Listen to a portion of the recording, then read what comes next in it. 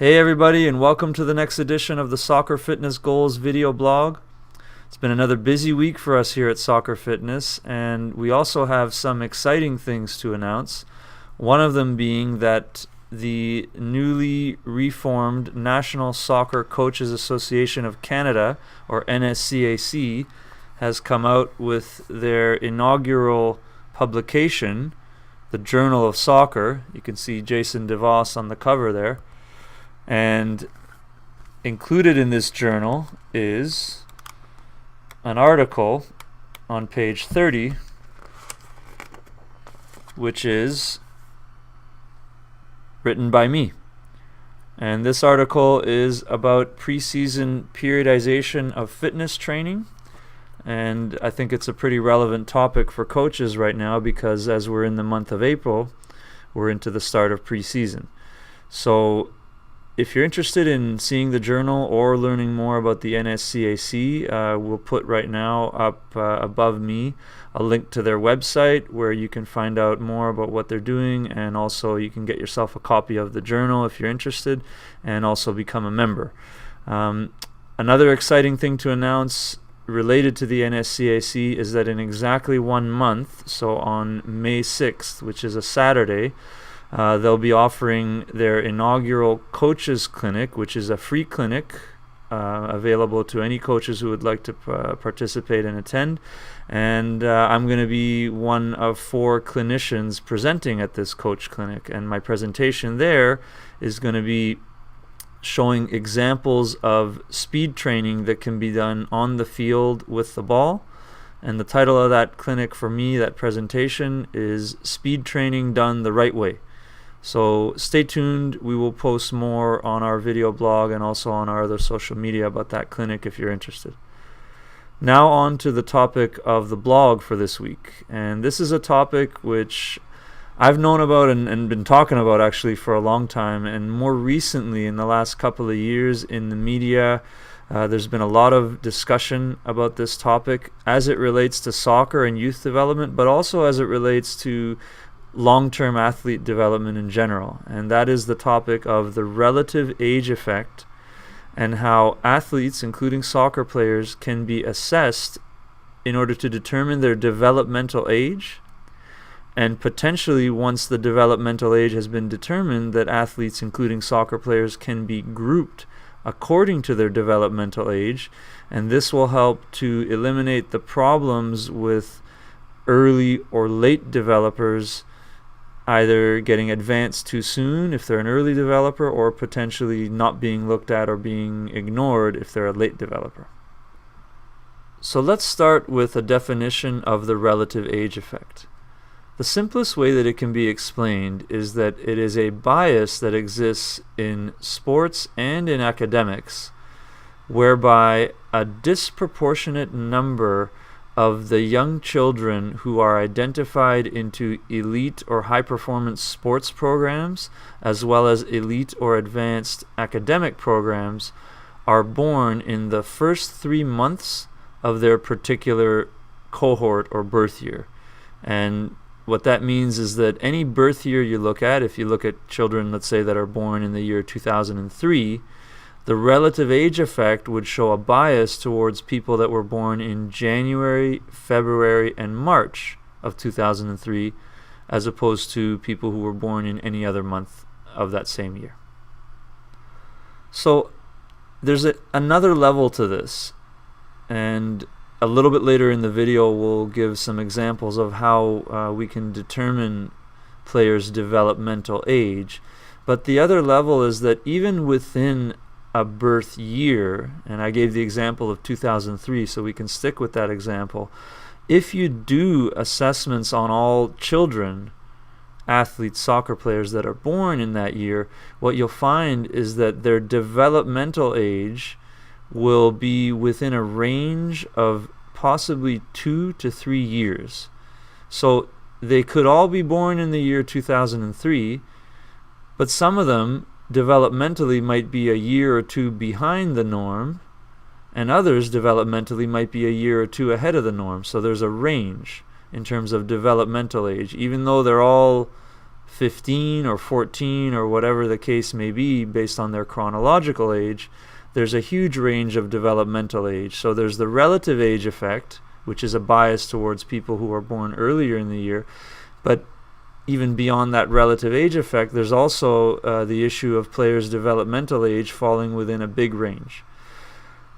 What does all this have to do with youth soccer? Well, young children are attending tryouts for competitive soccer teams all across the country, and they're being identified for competitive soccer programs, including some of the higher level programs, for example, the MLS academies, the provincial program, and the national team. And in most cases, this identification is happening without having their developmental age assessed and determined. And if coaches are making decisions based on talent identification without knowing players' developmental age and comparing them, then it's very likely that there is bias occurring towards not only people born in January, February, March, which is the relative age effect, but also towards the earliest developers. And that's a problem in youth sports, and it's definitely a problem in youth soccer here in Canada. So how do we solve this problem of the relative age effect and also the potential selection bias towards early developers in high-performance youth soccer programs? The first thing that needs to be done is players' developmental age needs to be assessed. After every player in a particular high-performance group has had their developmental age assessed and determined, then normative data for the group can be created, and you can look at where each individual player lies relative to the average or the norm for that group. What we'll do now is we'll put up a little video that shows the assessments that we do at the Soccer Fitness Training Center in order to determine players' developmental age. It's not complicated to do, as you can see. What we need is the player's gender, their birth date, and of course we also need to take note of the date of the test so we can get their exact age at the time of the test. And then we need to measure their standing height, sitting height, and body weight.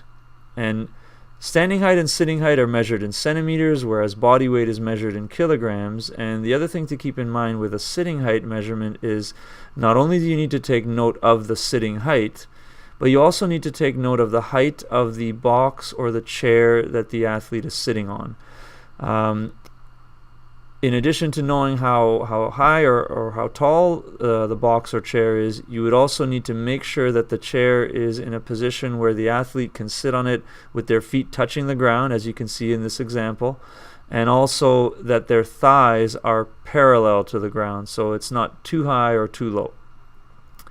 Once you've collected all this information, you can use a document called a peak height velocity calculator, and we'll put up now a link to the document, to a page where you can download the document.